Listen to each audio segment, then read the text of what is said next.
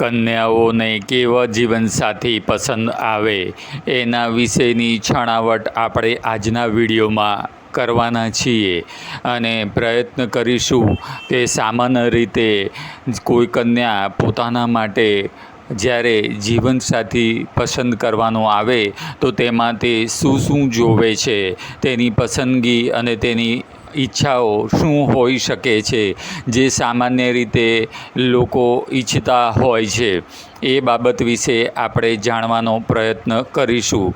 જો તમને માહિતી અનુકૂળ જણાય અને વિડીયો સારો લાગે તો વિડીયોને લાઈક કરવાનો અને આપ કયા ગામ કે શહેરથી નિહાળી રહ્યા છો તે જણાવવાનું કોમેન્ટમાં ના ભૂલતા।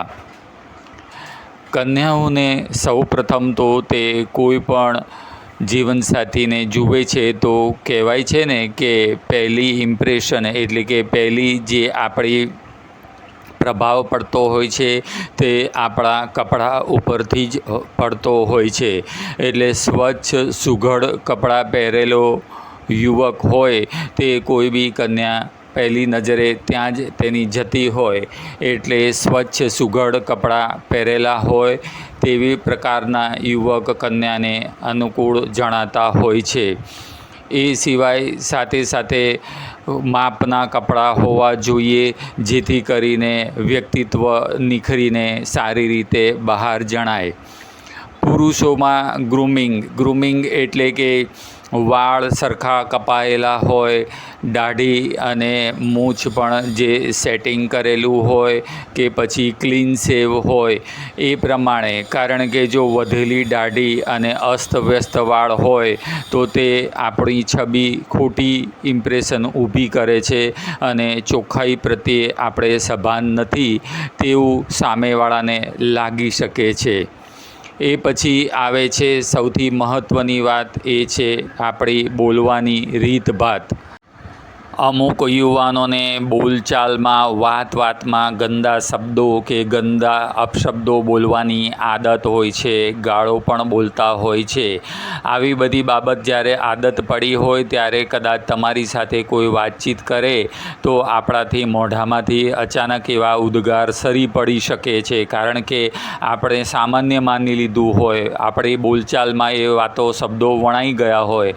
એટલે અમુક યુવાનો જે ખોટી સંગતમાં પડીને અપશબ્દો બોલતા વાતમાં હોય તેઓ બની શકે કે જ્યારે કોઈ કન્યા જોવા જાય ને કોઈ રીતે અચાનક તેના મોઢામાંથી નીકળી જાય તો સ્વાભાવિક રીતે તે કન્યા ઉપર ખોટી છાપ પડે છે અને તેને નકાર રીતે ગણે છે અને બની શકે કે તેને પોતાની પસંદમાંથી એની વિચાર બદલાઈ જાય અને નાપસંદ કરી બેસે। એ પછીની બાબતોમાં ખોટા વ્યસનો, તમાકુ કે ધૂમ્રપાન અથવા તો પછી જે રીતે ગુટખા ખાવા, ઘણાને એવી બધી આદતો હોય છે, પરંતુ આજના જાગૃતતાના સમયમાં આરોગ્ય પ્રત્યે સભાન હોય એવી કોઈ પણ સ્ત્રી કે મહિલા એવું નહીં ઈચ્છે કે તેના ભાવિ પતિને તકલીફ જે વ્યસનો હોય અને એના કારણે એને તકલીફ આવે અને ભવિષ્યમાં એને પણ તકલીફ પડે। એટલે ધૂમ્રપાન, તમાકુ કે પછી મદિરાપાન કરતા હોય એવી ખબર પડે તો તેવા પુરુષો પણ કન્યાઓને પસંદ આવતા નથી હોતા।